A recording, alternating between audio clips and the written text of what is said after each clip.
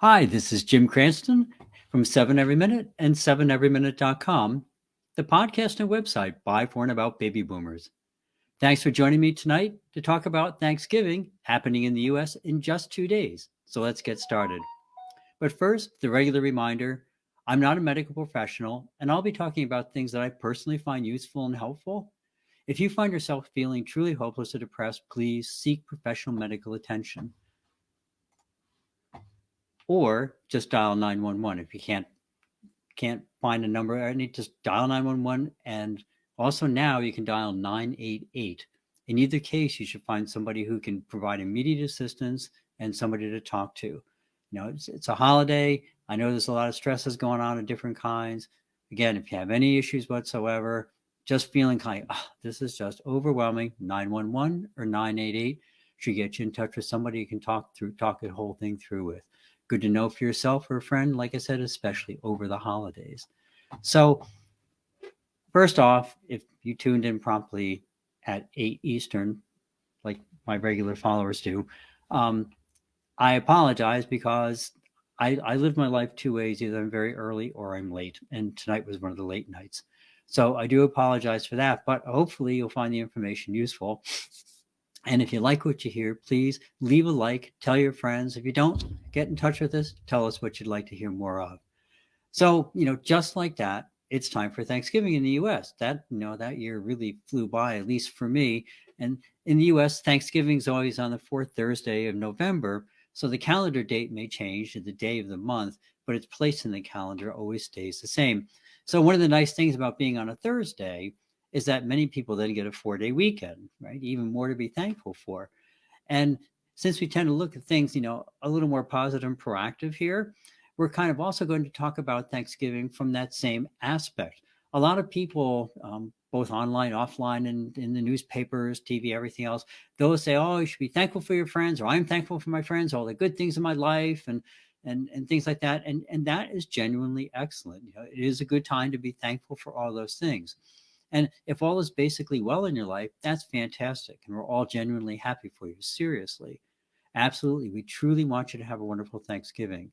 But as I generally do with every major holiday, I also try to speak to those of us who don't have all those easy, positive things to think about, or perhaps just had something truly challenging happen in their life, or a memory that just won't go away, that makes simplistic happiness kind of difficult to embrace. First off, if this Thanksgiving or year or time of your life is being challenging, right, our good thoughts and support go out to you. Been there, it's never fun, but it can be overcome, and that's what we're all about here. Doing all that we can to take charge of our lives and get the best possible outcomes from our current situation. But just saying that isn't very effective, right? Unless we go over some of the techniques we've developed to help us move us through these more difficult times and move our lives and everything and work towards our goals. Just if you're new here, I just would encourage you look back at some of the past episodes. We've gone through this in depth, bit by bit, but we're going to go through it just quickly here again. So, and the core of this is basically not feeling like everything is beyond your control, but realizing that you do have some things you can do to take some degree of control of your life. Obviously, you can't. If the only thing that'll make you happy is to flap your arms and fly, that's not going to work. But the first part is defining goals that are stretch goals, difficult goals perhaps, but goals that would truly bring meaning to your life. But the very first step is often to try thinking outside of ourselves, whether it's taking care of your pet, helping a stranger or a neighbor, calling or writing a note to an old friend, or just making silent wishes for somebody, see somebody walking down the street, go, boy, I hope they have a really great day. The important part is to focus outside of ourselves and to focus on somebody else and to kind of project care towards them. Just the act of wishing someone else well can help reorient our mind to a more positive frame of reference and help us to see other good things around us. Remember, we first talked about that in the context of the book Peace is Every Step by Thich Nhat Hanh. And that's the book about mindfulness and all you do. I happen to have the copy right here. Excuse me. Really neat book. I still read and reread it on a regular basis. A lot of good little tips, but that's where the tip of just, you just see somebody, you don't have to go up and say, hey, I'm thinking good things about you. Just nothing. Just see them and think something positive will happen. And say, well, I hope they're going to do something fun, or I hope they just bought a winning lottery ticket or whatever. Just something positive. And that positive frame of reference will just kind of work its way through your mind and help you towards a more positive frame of reference towards yourself and things around you. Next, if you're able, then try to envision what your ideal positive outcome would be if you could start doing anything you wanted to at this moment. And that truly means anything. It's not kind of like, well, I'd like to do this, but I have to do that. No. If you could do anything, what would be the ideal positive outcome, right? It has to be realizable, obviously, but you can't say, oh, well, I would be 15. Kind of like, well, but we can't go back in time. At least we don't think you can. And so, that's probably kind of beyond the realm of conceivable. But, you know, how about you just stop everything and move to a tropical beach, or open a little store just selling things that you like, or maybe a little school to teach music. The point isn't to envision what is possible. It's to find out what your real passion is. And then what's the next step? It's to really imagine it in detail and in depth. We've talked about this for a couple of different episodes. And what I'm talking about is imagine the sounds, the smells, the people. If you're cooking, imagine the aroma and the taste of what you're making. If you're teaching, imagine the questions you get and the excitement of your students when they learn a new skill. And this is very important. Take note of how you feel when you see all the good results of what you're doing and what you're accomplishing. Now start to write down or make a little storyboard of what you're envisioning. It can be really simple. Initially, even just a few reminders is enough. You just want to help your brain get back into that same frame of reference where you're content and happy and excited and satisfied. Now think of a short sentence or statement of how you would describe it to yourself, or perhaps to a close friend that knows you. My first graduating class of teaching girls to bake cookies. Listening to my foreign students give a 1-minute speech in English. Whatever it is, now write that statement down and know that you can always come back to that as a life goal, and then use a vision statement or storyboard to get you back into that same frame of mind. And we talk a lot about this in various episodes in the upcoming course that we're putting together. And it leads to a whole thing where you really turn that into a reality. But, for now, just think about this is a first step to get your mind and your whole being into a more positive frame of reference. Now, you might be rightfully saying, Jim, that's great for the longer term, but what about today? What about right now? I'm just feeling bad right now. Maybe you're alone for Thanksgiving or in a situation you don't enjoy. And this is where all the other skills we've talked about over the past months can be put to use. But first and foremost, remember that you may not be able to control the world, but you can generally control your reaction to it. This is a very powerful concept. If Uncle Henry's again droning on about how handsome he is and smart too, you're probably able to either move to a different area of the gathering that you're at, or at least move away, or possibly even change the conversation to something you're interested in and maybe everybody's interested in. Not only might you feel better, but probably everyone else will be secretly thankful that you took control and involved the rest of the group in something enjoyable for a change instead of listening to Uncle Harry for the whole evening.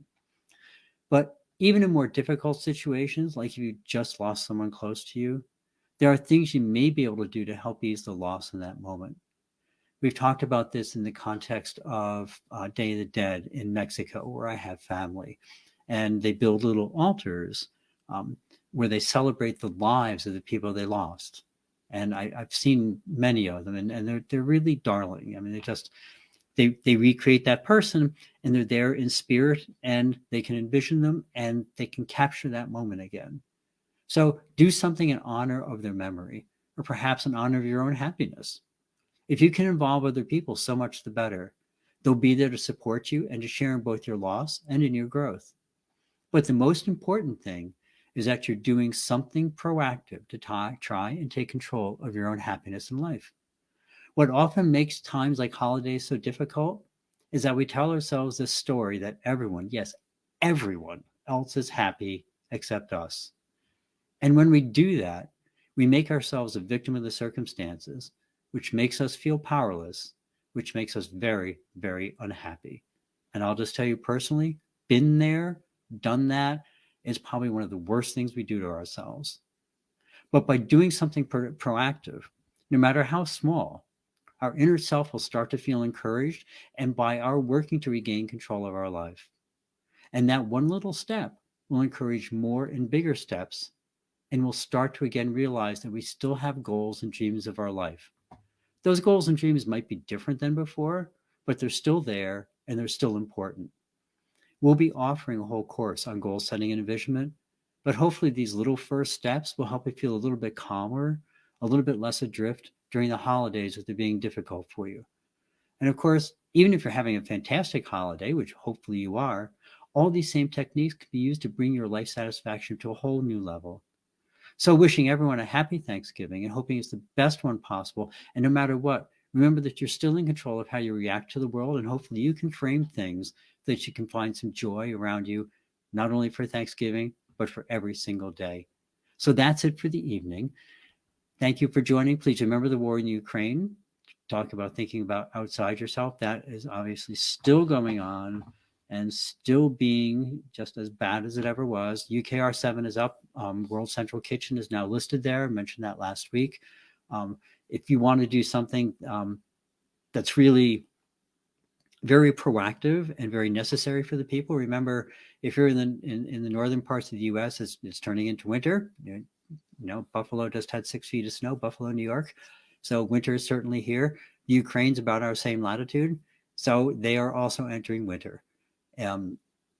World Central Kitchen goes and provides meals for people who otherwise can't feed themselves. It's an amazing thing. If you want, I would encourage you to take a listen to last week's episode where we talk about that and not only as a role model for ourselves, but just to know all the amazing things that they've done. And it is wck.org. I know, did I have that still here? I do. wck.org. Their front page actually points to the work in Ukraine. Now's a great time during the holiday season, but we have so much to think about the people that do not. wck.org or UKR7 for other links for places that you can make donations. Remember, always one of the best ways to care for yourself is to care for others. Living outside yourself really helps put a perspective on everything. So if you can and you're able, please check us out at ukr7.com or wck.org. As always, be true to yourself, live your life aligned with your true goals and feelings. Thanks for stopping by. If you found something interesting or useful, please pass it along and please hit that like button. And if not, please drop me a comment as to what you'd like to hear. Have a great week and remember to live the life that you dreamed of because that's the path to true contentment. Happy Thanksgiving to everyone and love and encouragement to everyone. And see you next week on 7 Every Minute and 7everyminute.com. Thank you.